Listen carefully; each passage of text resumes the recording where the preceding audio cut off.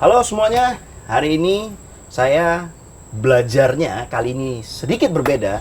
Digempur 3 orang spesial yang datang jauh-jauh dari Bali. Kita janjian, Bli Robi ini titik koordinat saya, maka dia akan datang bersama kawan-kawannya dan sudah hadir. Halo Bli Robi. Halo, apa kabar Bang ini Ramon. semuanya? Halo Ewa. Hai. Dan halo Andre, senang bisa ketemu kalian. Halo Mas Ramon. Bli Robi, teman-teman mungkin belum mengenal siapa Ewa, siapa Andre. Boleh dikenalkan senjata ampuhnya mereka ini apa aja nih? Kebetulan kita satu tim di organisasi namanya Kopernik yang kebetulan juga menjadi kolaborator dan bisa dari awal sebenarnya dari pencetus. Elaborator. Iya. Sebuah film namanya Pulau Plastik. Nah, kalau Ewa dia pendirinya Kopernik, organisasi Kopernik. Kalau Andre dia di Kopernik adalah ngurus media, banyak hal lah. Dia pokoknya kita sering Kopernik itu kan departemennya banyak kan. Ya. Riset, konsultan untuk appropriate teknologi, media, dan juga kolaborator dengan banyak organisasi-organisasi pemerintah dan sektor swasta untuk kasih solusi-solusi yang efektif dan efisien gitu kan. Kalau saya sama Andre, kita di Kopernik udah dari zamannya dulu bikin serial Pulau Plastik, terus bikin Apa Kabar Bali. Betul. Untuk bagaimana respon masyarakat Bali terhadap pandemi kemarin. Dan sekarang dia jadi co-producer untuk film Pulau Plastik. Kalau Ewa di film Pulau Plastik, dia adalah executive producer dan juga kita berdua penggagas nama Pulau Plastik. Nah, jadi Kopernik di film ini, Kopernik berkolaborasi dengan Visinema. Nah, terus berkolaborasi juga dengan organisasi saya, namanya Akar Rumput, dan Watchdog, dan Oke. Dilaksono. Jadi kita saat ini lagi mengkampanyekan film layar lebar Pulau Plastik masuk bioskop. Tadi kan Bli Robi sudah menyinggung bahwa awal mula dari Bli Robi dan juga dengan Ewa. Saya mau bertanya pada Ewa.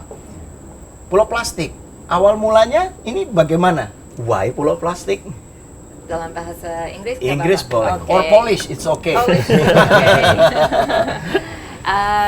So about 3.5 years ago, we saw that the issue of plastic pollution in Bali was getting to a critical point. So over the past few years, Robbie and I and Copernic and Navicula have been working on a number of different environmental and agricultural programs. And this issue of plastic pollution was in our face. We saw it every day and felt that we really needed to do something about it. And we thought that the best way to do that would be to get people to care, to get people to understand. And we decided to develop a campaign which included a video series and social media campaigns to really get people to care. And we felt that through, we have this amazing resource here in Robbie. He's got a huge following. Navicula's music speaks a lot about social and environmental issues. So we wanted to use that as a vehicle in the video series to get people to care. And we developed a series of 4 episodes that focuses on the issue of plastic pollution from different perspectives. We've got a cultural perspective. We have the culinary industry. And in the Bali scoop, right? In the Yeah, so beginning. we were focusing very much on Bali and On the serial. In the series.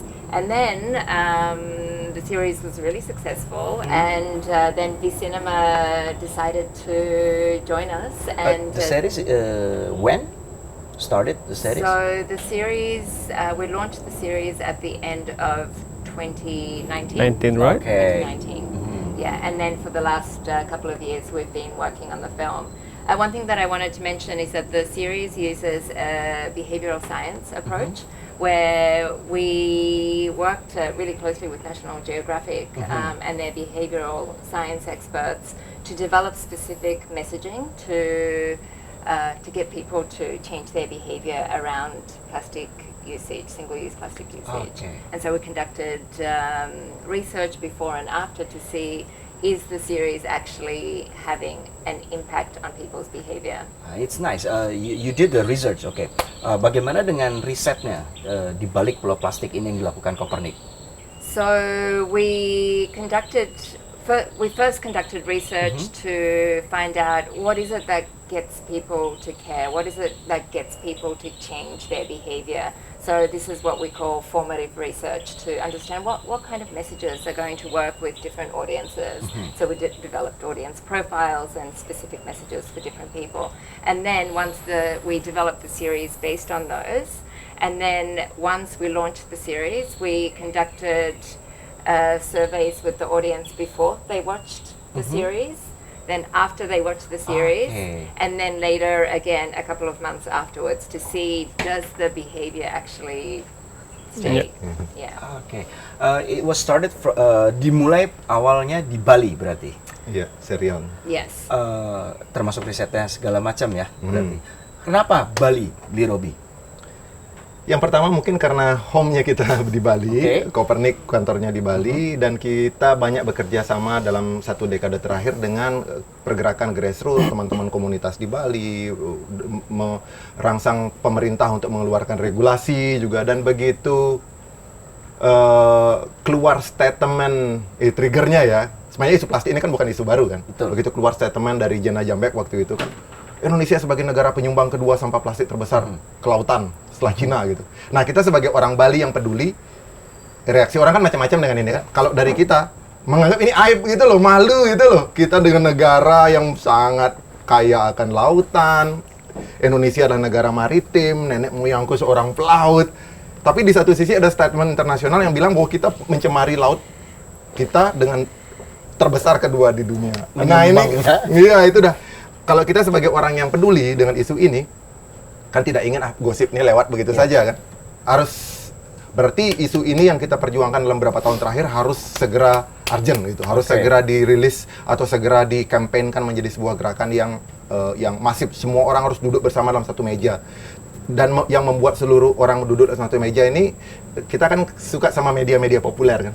Film, kalau Pop culture. Iya, pop culture lah. Walaupun kita base-nya adalah methodological research, tapi bagaimanapun juga methodological research kan membosankan, coy kan. Malas orang ngumpul berdasarkan gitu. Makanya kita sadar itu, akhirnya kita coba cari media platform lewat festival, lewat konser dan film. Ya, dan film. Film juga kita nggak perlu ngomong hal yang sama jadinya kalau diundang ke workshop, cukup nonton film. Kan gitu jadi dari film Pulau Plastik ini begitu kita ngomong sama pemerintah, blar. Empat series berbicara tentang poin yang berbeda, pendekatan budaya, tentang regulasi involvement dari pemerintah, tentang peran sektor swasta di dalam packaging dan lain-lain, dan juga tentang kartu as di Bali kan ada masyarakat adat. Nah ini yang penting banget, bagaimana kita memetakan local resources dan local wisdom.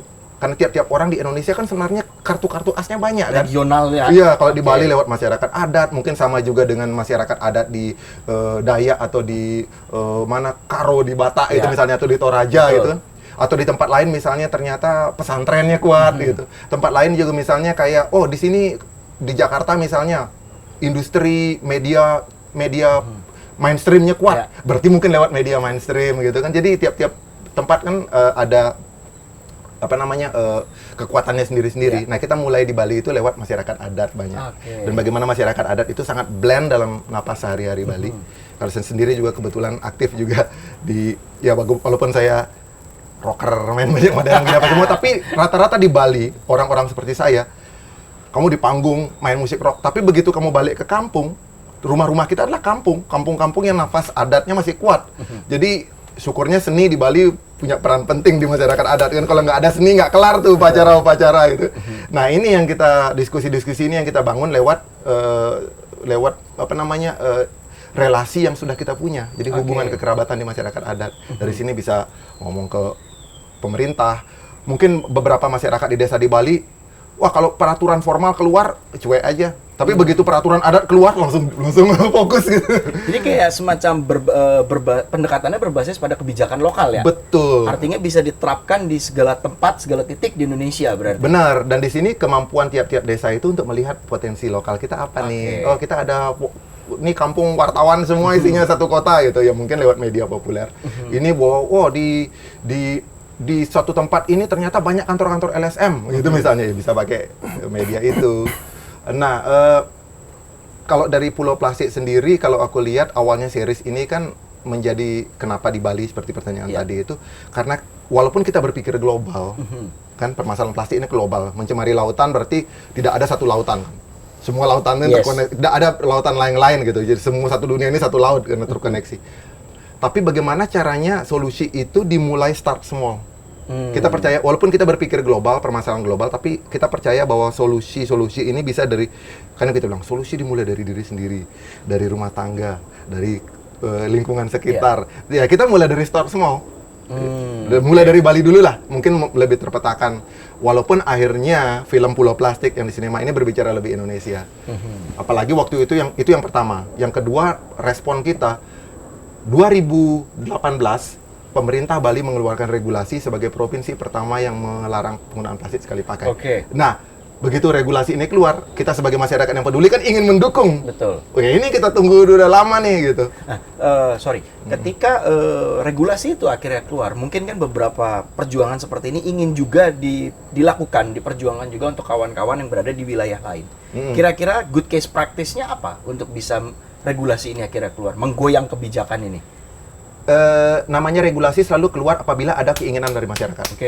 Nah, ini saya mengutip katanya Mas Prigi, salah satu kolaborator kita dari Ekoton. Pokoknya regulasi itu keluar kalau masyarakatnya bikin genderang. Terus-menerus dodong. Jadi pemerintah menari mengikuti genderang masyarakat.